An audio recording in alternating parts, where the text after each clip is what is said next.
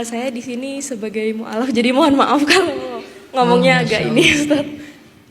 Saya mau tanya, Ustadz, bagaimana caranya kita untuk apa?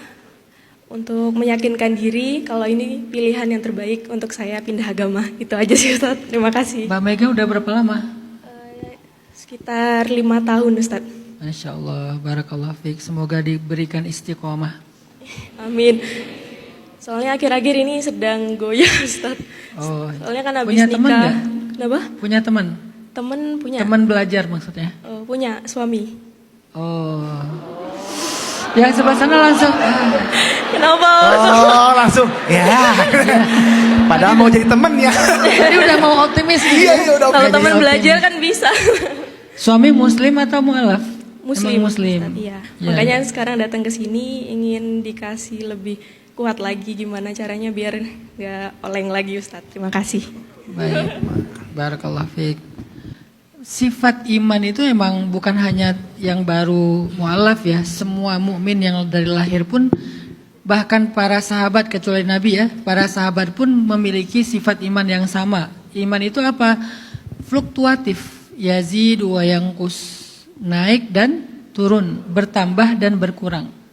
Itu memang sifat iman. Jadi ada kalanya kita kayak lagi nyaman banget dengan ketaatan kita, dengan keimanan kita. Tapi ada kalanya kayak lagi drop dan kayak nggak mau ngapa-ngapain. Terus muncul rasa-rasa gelisah, ya anxiety itu, atau overthinking, atau kayak kebingungan sendiri. Ini gimana sih, ini benar nggak sih, dan segala macam. Itu tuh pasti keadaan ketika iman kita lagi lemah. Biasanya iman lagi lemah itu nanti ininya macam-macam, godaannya macam-macam. Kalau iman lagi kuat, gairahnya juga macam-macam. Pengen ibadah ini, pengen beramal itu, dan seterusnya. Gairahnya macam-macam pas iman lagi kuat. Godaannya juga macam-macam pas iman lagi lemah. Nah pertanyaannya sekarang, gimana biar iman kita itu kalau lagi lemah itu nggak lama-lama. Dan ada yang menyelamatkannya supaya dia bisa bertambah ketika dia berkurang. Satu kata para ulama, banyakin istighfar. Kenapa banyakin istighfar? Lemahnya iman itu penyebabnya dosa. Tazidu yazidu bitta'ah wa yanqusu bil ma'siyah. Iman itu bertambah dengan ketaatan dan berkurang dengan maksiat. Biasanya penyebab iman lemah itu adalah dosa-dosa. Dan dosa yang paling ringan tapi paling mudah mengurangi iman itu adalah fatrah atau futur. Apa itu futur? Kelamaan nganggur.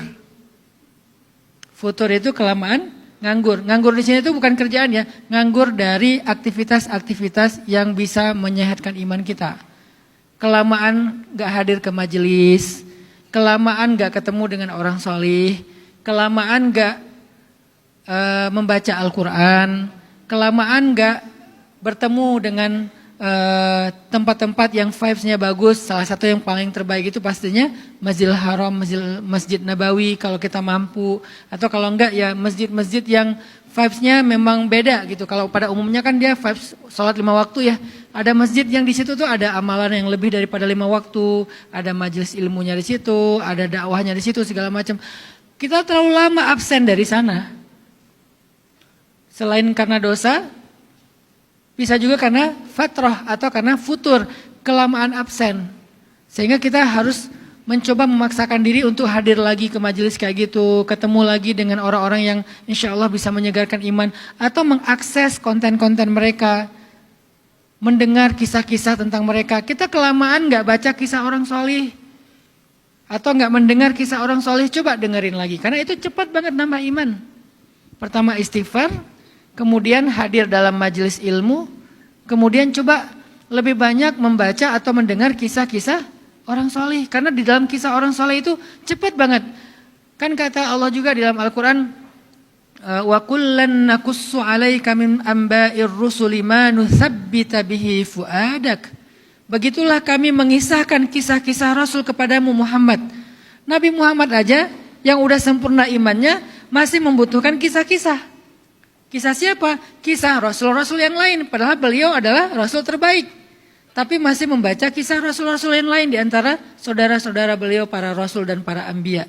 Wa kullan naqussu 'alaika min amba'ir rusul. Kisah-kisah nabi yang kami kisahkan kepadamu Muhammad, manusabbitu bihi fuadak, untuk meneguhkan hatimu Muhammad. Jadi ketika Nabi lagi sedih, dihibur dengan kisah para nabi. Ketika Nabi lagi drop, dikuatkan dengan kisah Nabi. Ketika Nabi lagi bingung, dimantapkan keinginan dan tujuannya dengan kisah-kisah para nabi. Selalu kayak gitu, kisah-kisah nabi-nabi sebelumnya menguatkan hati Nabi. Maka kita juga butuh kisah yang sama.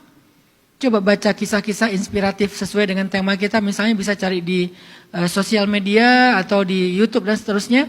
Kisah ajaib dalam Islam misalnya. Atau kisah-kisah sahabat yang inspirasi. Kisah nabi-nabi yang solih dan seterusnya. Itu banyak keluar tuh kisah-kisah yang bagus. Apalagi kalau kalian ngerti bahasa Arab. Itu lebih banyak lagi referensinya. Kalau nggak ngerti bahasa Arab, oke. Hanya yang versi Inggris sama versi Indonesia. Mudah-mudahan, atau bahasa Arab tapi udah ada translate-nya, udah ada subtitle-nya, sehingga kita tinggal baca.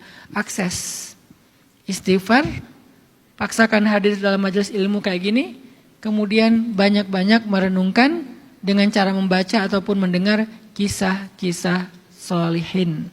Dengan demikian iman kita itu kayak di recharging. Kan sekarang pakai ininya recharging my soul ya. Kan rata-rata. Jadi banyak-banyak membaca kisah-kisah gitu Mbak Mega. Barakallah.